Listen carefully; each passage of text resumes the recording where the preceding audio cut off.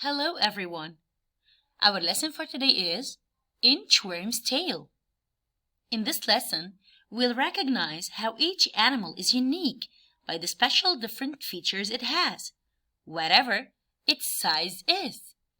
It's really a very interesting story. The genre is a folk tale. If you are excited like me, open your reading book on page 182 to follow along. Long ago, Anant and his sister Anika went swimming. They swam all afternoon and became very tired. They were exhausted and climbed onto a large, flat rock to rest. Soon they fell asleep. A strange and mysterious thing happened as they slept.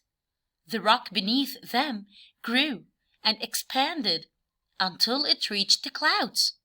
Anant awoke and looked around. "Sister, wake up!" he cried in disbelief. "Am I dreaming? Or are we among the clouds?" Anika rubbed her eyes. "You're not dreaming, brother. This rock has grown while we slept." The children looked around and saw fabulous blue sky and wonderful white clouds. The children were so high. Anika felt dizzy. Anant searched for a way to climb down, but he could not find a path. Anant and Anika started to cry.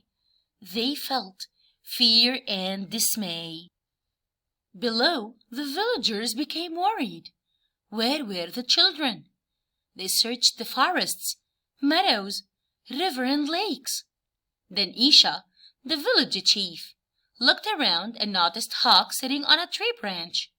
"Hawk, will you help us find Anant and Anika?" he asked. "You have sharp, watchful eyes and strong wings. They are your best features. Please use them to help us find the children." Hawk agreed to help and flew up into the sky.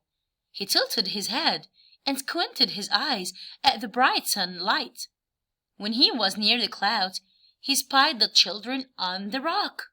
"Don't be afraid," said Hawk. "We will rescue you." Hawk was unable to carry the children down the rock, so he gathered lots of food for them to eat. Then he brought large leaves to keep them warm.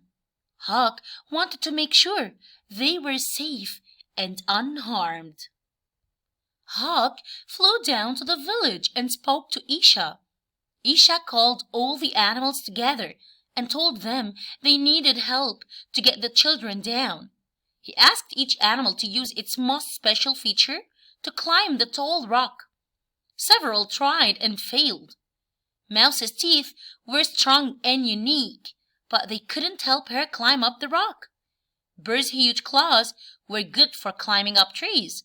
However, they could not help him scale rocks. Mountain Lion's claws were sharp and powerful, but the rock was too slippery, and he slid back down. Finally, a tiny voice filled with enthusiasm spoke up and offered to help. "May I try, please? It's me, to Talk, the inchworm." Inchworm showed them all how skillful she was at climbing. Hawk volunteered to carry Inchworm to the top of the rock. Then she could lead Anant and Anika down the giant mountain. Isha agreed to the plan. So Hawk carefully picked up Inchworm in his beak. Together they flew to the top of the rock where the children were waiting. Along the way, Inchworm planned for the trip down. It took almost a week for the three to climb down to the village. Inch by inch, Inchworm led the children carefully down the rocky slope. Every day, Hawk brought food to the children. Every day, he reappeared in the village with news for the villagers. Finally, Inchworm, Anant, and Anika reached the bottom of the rock. Everyone cheered and called Inchworm a hero. It was a glorious, splendid day. "From this day on," said Isha.